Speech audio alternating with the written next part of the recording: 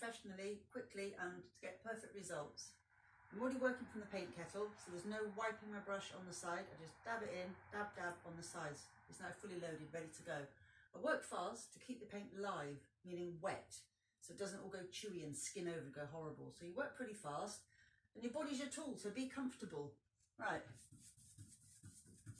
Dab, dab, quick load up, get the paint on nice and fast. Doesn't matter how you get it on, as long as you get on a good amount and quickly. Now I've got that on. I was doing up and down as well as cross hatch like that in order to get good even coverage. Now it's on, I will lay it off, which means get rid of those brush marks. So this is called laying off. It's a bit sparse up there, so I'll put a bit more. This will need a second coat, so the first coat won't look absolutely perfect. Okay. Okay, now I've done that section, I load up again and I start in a dry area. I don't start where I've just finished because that's already got paint on there, about 50% coverage. So if I went there, it's now 150%, that's too much paint. So you start in the dry area, get it all on. As you can see, I'm doing cross hatch as well as up and down. And then I push it to join that previous line of paint. Again, working fast to keep it live. So now that's quite a good even band of paint. It was a bit thinner along the join, and now I lay it off. And I lay it off in this direction from the section I've just done into the previous section. So as I go up, I lift out, whoosh, like that, like an aeroplane taking off, whoosh, like that, whoosh. And the reason is there's then no brush marks. What you'll want to do, because logic tells you the way your brain works, is to, well, that was my last bit, so I'll go back there and I'll come down this way. There we go. Because that's where I was working before, and this is where I'm going. So I'll go from here like that. But as you can see, it makes horrible marks. So you always go from the area that the one that you last worked in, back into the area you worked in before, and lay off that way. And look, magically, it gets rid of all those nasty brush marks. So now we're on to our third section. That was one, that was two, now on the third one. So hopefully you remember, you don't put your first bit of paint here. But logic will tell you, the brain your way works, well, I just finished there, so I'll start here. No, you start in the dry area.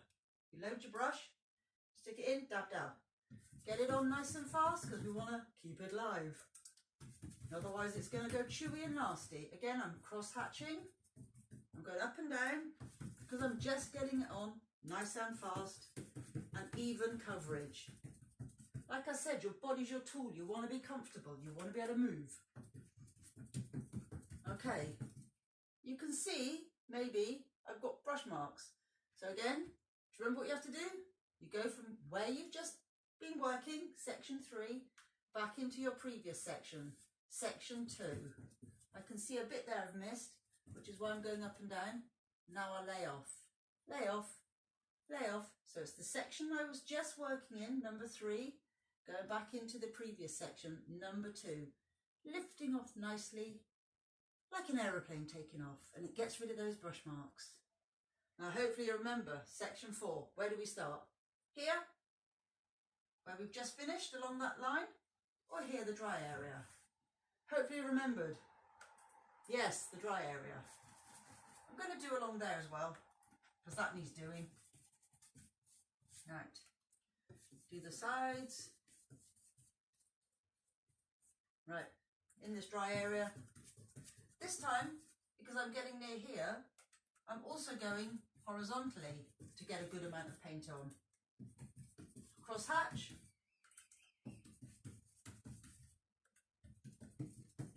Okay, now it's quite messy, so I'll lay it off this way because that's the way the grain is here. So you follow the grain, so you get nice brush marks in the right direction of the grain, and then just lay off from section 4, which was the last section, back into section 3. Whoosh, off like a little aeroplane, whoosh. No brush marks, all gone.